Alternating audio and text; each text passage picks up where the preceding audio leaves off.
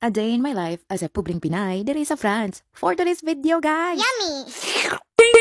So karong adlaw guys, dili ta mag-adobo, dili ta magpinakbit kay lahi na sa niya to ang kanon karon mag-raclette ta. Sus, usa gyud ni siya sa mga pagkaon nga perte yung pagkalamia diring dapita guys. Kung dinha pa ni sa Pilipinas guys, mura ni siya og inihaw party pero sa French version, cheese og patatas ang bida. Aning raclette guys kay traditional food ni siya dinhi no, labi na kung bugnaw ang panahon. Mura ni siya comfort food dinhi ba. So imo ra ni siyang initon sa raclette machine ng mga cheese ninyo guys, as tapos yung meat ina lang sa ibabaw. Una imo ra nang pamelt-melton dira pagkahuman ibo-bo din nimo sa patatas, sa mga meat or bisag unsa nga meat inyong nga pilion din ang dapita no. So diri nga among gigamit nga mga karne guys kay beef, chorizo ug bacon man siguro ni. First time na kong kaon ani guys no, pagkalami agad guys, mura jud ko gihag sa cheese nga way pagduha-duha.